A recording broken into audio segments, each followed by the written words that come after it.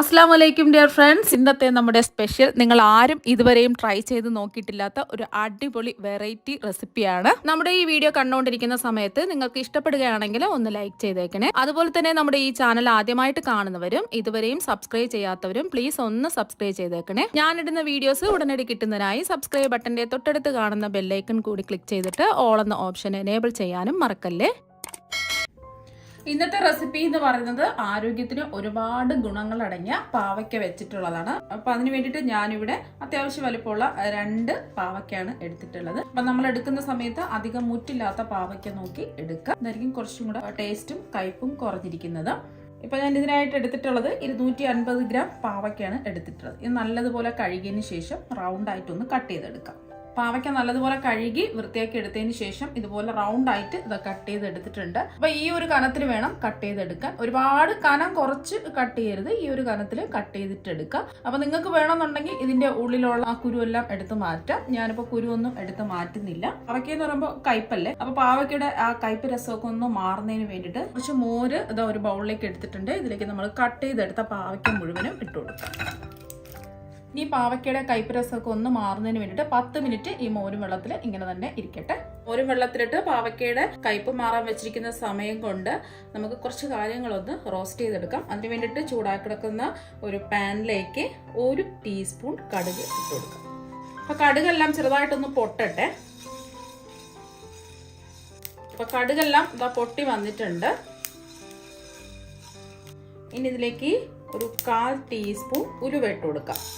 ഉലുവ കൂടി പോരുത്, എന്നാൽ പിന്നെ ഒരു കയ്പ് രസം ഉണ്ടാവും. അപ്പോൾ ഒരു 1/4 ടീസ്പൂൺ എടുത്താൽ മതിയാകും. അതുപോലെ തന്നെ ഇതിലേക്ക് ഒരു 1/2 ടീസ്പൂൺ ചെറിയ ജീരകം കൂടി ചേർത്ത് കൊടുക്കാം. ഒന്ന് ഇളക്കി കൊടുക്കാം. ഫ്ലെയിം കുറച്ച് വെച്ച് കൊടുക്കാം. ഇനി ഇതിലേക്ക് നമ്മൾ ചേർത്ത് കൊടുക്കുന്നത് 1 ടേബിൾ സ്പൂൺ കടലപ്പരിപ്പാണ്.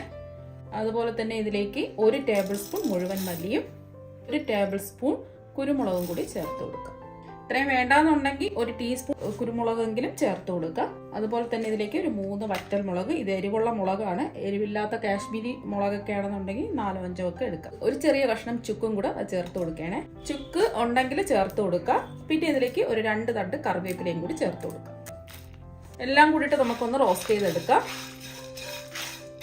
ഇനി ഇതെല്ലാം കൂടിയിട്ട് ഒന്ന് റോസ്റ്റ് ചെയ്തെടുക്കാം. Flame low to medium flame വെച്ച് കൊടുക്കുക.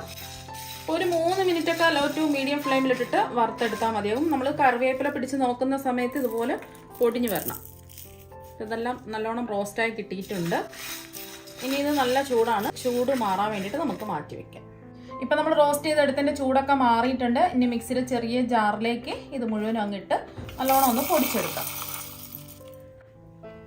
ഇപ്പം ഇതെല്ലാം കൂടിയിട്ട് നല്ലോണം അതാ പൊടിച്ചെടുത്തിട്ടുണ്ട്. ഈ ഒരു രീതിക്ക് പൊടിച്ചിട്ടെടുക്കുക. ഇതിവിടെ ഇരിക്കട്ടെ.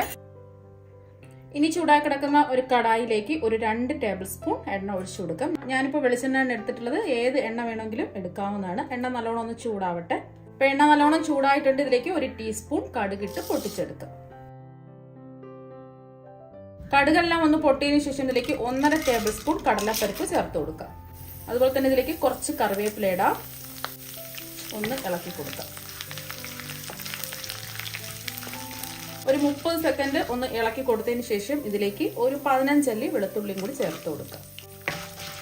ഒരുപാട് വലിയ വെളുത്തുള്ളി അല്ലികളല്ല, ചെറിയ വെളുത്തുള്ളി അല്ലികളാണ് എടുത്തിട്ടുള്ളത്. വീണ്ടും ഒരു 30 സെക്കൻഡ് ഒന്ന് ഇളക്കി കൊടുത്തിട്ടുണ്ട്. ഇനി ഇതിലേക്ക് പൊടിയായിട്ട് അരിഞ്ഞെടുത്തിട്ടുള്ള സവാള, 3 സവാളയാണ് എടുത്തിട്ടുള്ളത്. ചെറിയ സവാളയാണ്. അപ്പോൾ മീഡിയം സൈസ് 3 സവാളയാണ് എടുത്തിട്ടുള്ളത്. ഇപ്പോൾ വലിയ സവാളയൊക്കെ ആണെന്നുണ്ടെങ്കിൽ ഒരെണ്ണമൊക്കെ എടുത്താൽ മതിയാവും. സവാളയൊക്കെ വയന്ന് ഒരു ഗോൾഡൻ നിറാവണം. അതുവരെ നമുക്കിതൊന്ന് ഇളക്കി കൊടുക്കാം. ഫ്ലെയിം മീഡിയത്തിൽ തന്നെ വെച്ച് കൊടുക്കാം. ഇപ്പോൾ സവാള എല്ലാം വയന്ന് ഒരു ഗോൾഡൻ നിറം ആയിട്ടുണ്ട്. ഒരുപാട് അങ്ങ് ബ്രൗൺ ആവാൻ നിൽക്കണ്ട, ലൈറ്റ് ഗോൾഡൻ നിറം ആയാൽ മതി. സവാളയൊക്കെ നല്ലോണം വയന്ന് വന്നിട്ടുണ്ട്. ഈ ഒരു സമയം ഫ്ലെയിം കുറച്ച് വെച്ച് കൊടുക്കുക. ഇനി ഇതിലേക്ക് ഒരു 1/4 ടീസ്പൂൺ മഞ്ഞൾപ്പൊടി ചേർക്കാം. അതുപോലെ തന്നെ നമ്മൾ പൊടിച്ച് വെച്ച മസാല പൗഡർ മുഴുവനും അങ്ങ് ചേർത്ത് കൊടുക്കാം. ഇനി എല്ലാം കൂടിയിട്ട് ഒന്ന് ഇളക്കി കൊടുക്കാം. ഒരു 10 സെക്കൻഡ് ഒന്ന് ഇളക്കി കൊടുക്കാം. ഇപ്പോൾ ഒരു 10 സെക്കൻഡ് ഒന്ന് ഇളക്കി കൊടുത്തിട്ടുണ്ട്. ഇനി ഇതിലേക്ക് നമ്മൾ ചേർത്ത് കൊടുക്കുന്നത് ഒരു വലിയ തക്കാളിയാണ്. ചെറുതായിട്ട് കട്ട് ചെയ്ത് ചേർത്ത് കൊടുക്കാം. ചെറുതാണെങ്കിൽ 2 എണ്ണം എടുക്കാം.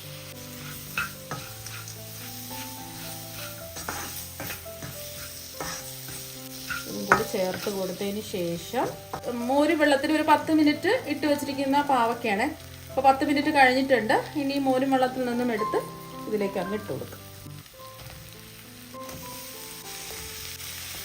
പാവയ്ക്കെല്ലാം ഇട്ട് കൊടുത്തിട്ടുണ്ട്.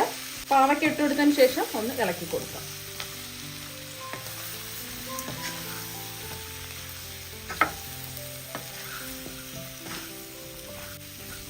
ഫ്ലെയിം ലോ ടു മീഡിയം ഫ്ലെയിമിൽ വെച്ചിട്ട് ഒരു 2 മിനിറ്റ് ഒന്ന് ഇളക്കി കൊടുക്കാം.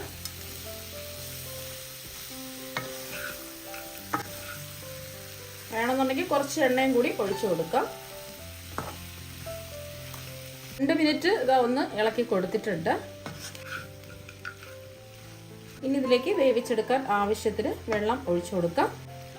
വേവിച്ചെടുക്കാൻ ആവശ്യത്തിന് വെള്ളം ഒഴിച്ചു കൊടുക്കാം. ഞാനിപ്പോൾ 1 കപ്പ് വെള്ളം ഒഴിച്ചു കൊടുത്തിട്ടുണ്ട്. 250 ml കപ്പിന് 1 കപ്പ് വെള്ളം ഒഴിച്ചു കൊടുത്തിട്ടുണ്ട്. നമ്മൾ ഉപ്പൊന്നും ചേർത്ത് കൊടുത്തിട്ടില്ല. ആവശ്യത്തിനുള്ള ഉപ്പ് ചേർത്ത് കൊടുക്കാം. ഞാനിപ്പോൾ 1 ടീസ്പൂൺ ഉപ്പാണ് ചേർത്ത് കൊടുക്കുന്നത്. നോക്കിയിട്ട് ഉപ്പ് കുറവാണെന്നുണ്ടെങ്കിൽ ലാസ്റ്റിൽ ചേർത്ത് കൊടുത്താൽ മതി. ഞാൻ കൂടിയിട്ട് ഒന്ന് ഇളക്കി കൊടുക്കാം. ഈ പാവയ്ക്കെല്ലാം ഒന്ന് വെന്ത് വരണം. നമുക്ക് മൂടി വെച്ച് വേവിച്ചെടുക്കാം. അപ്പോൾ ഇടയ്ക്കിടയ്ക്ക് ഒന്ന് ഇളക്കി കൊടുക്കാം, മൂടി വെച്ച് കൊടുക്കാം. അപ്പോൾ നമ്മൾ മൂടി വെച്ച് വേവിക്കാൻ തുടങ്ങിയിട്ട് ഒരു 3-4 മിനിറ്റ് ആയിട്ടുണ്ട്. നമുക്ക് തുറന്ന് നോക്കാം. അപ്പോൾ കുറച്ച് വെള്ളമൊക്കെ വറ്റി വന്നിട്ടുണ്ട്. കുറച്ചൊന്ന് വെന്ത് വരണം. ഒരു പകുതി വേവേ ആയിട്ടുള്ളൂ, കുറച്ചും കൂടെ വേവാനുണ്ട്. അപ്പോൾ വെള്ളം കുറവാണെന്നുണ്ടെങ്കിൽ ഒരു 1/2 കപ്പും കൂടെ ഒഴിച്ചിട്ട് വേവിച്ചിട്ടെടുക്കാം. നല്ലൊരു മണമാണ് ഇതിന്. വീണ്ടും നമുക്ക് മൂടി വെച്ച് വേവിച്ചെടുക്കാം. ഇടയ്ക്കൊന്ന് ഇളക്കി കൊടുക്കാം. ഇനി നമ്മൾ ഇത് വെന്തിട്ടുണ്ടെന്ന് തുറന്ന് നോക്കാം. ഇപ്പോൾ ഒരു 5 മിനിറ്റും കൂടി ആയിട്ടുണ്ട്. ഒരു 90% ഇതാ വെന്തിട്ടുണ്ട്. വെന്തങ്ങ് കുഴഞ്ഞു പോകരുത്. ഈ ഒരു രീതിക്ക് വേവിച്ചിട്ടെടുക്കാം. ഈ ഒരു സമയം ഉപ്പൊക്കെ ഉണ്ടോ എന്ന് ചെക്ക് ചെയ്ത് നോക്കാം. ആവശ്യമെങ്കിൽ ഉപ്പ് ചേർത്ത് കൊടുക്കാം. ഇനി ഇതിലേക്ക് കുറച്ചും കൂടെ ഒരു ടേസ്റ്റ് കിട്ടുന്നതിന് വേണ്ടിയിട്ട് 1 ടീസ്പൂൺ ശർക്കര പൊടിച്ചത് ചേർത്ത് കൊടുക്കാം. അപ്പോൾ വേണമെന്ന് നിർബന്ധമില്ല. ശർക്കര പൊടി ചേർത്ത് കൊടുക്കുമ്പോൾ പ്രത്യേക ടേസ്റ്റ് ആയിരിക്കും. അപ്പോൾ വേണ്ടാന്നുണ്ടെങ്കിൽ ശർക്കര ഒഴിവാക്കാം. ഇനി ഇതിലേക്ക് കുറച്ച് മല്ലിയില ചേർത്ത് കൊടുക്കാം. ഒരു കൈപ്പിടി മല്ലിയില ചേർക്കാം. 1-2 ടേബിൾ സ്പൂൺ എണ്ണ ഇതിലേക്ക് ഒഴിച്ചു കൊടുക്കാം. ഞാനിപ്പോൾ ഒരു 2 ടേബിൾ സ്പൂൺ എണ്ണ ഒഴിച്ച് കൊടുത്തിട്ടുണ്ട്. ഇനി മീഡിയം ഫ്ലെയിമിലിട്ടിട്ട് ഈ എണ്ണ നമുക്ക് വഴറ്റിയെടുക്കണം. ഒരു 2 മിനിറ്റ് ഇതുപോലെ ഒന്ന് വഴറ്റിയെടുക്കാം.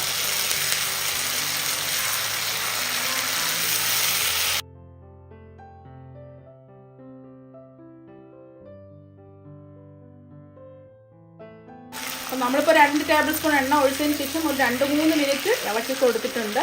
അപ്പോൾ ഇങ്ങനെ എണ്ണയിലിട്ട് ഒരു 2-3 മിനിറ്റെങ്കിലും ഇളക്കി കൊടുക്കുക. എങ്കിൽ മാത്രമേ ആ കൈപ്രസം പൂർണ്ണമായിട്ട് മാറുള്ളൂ.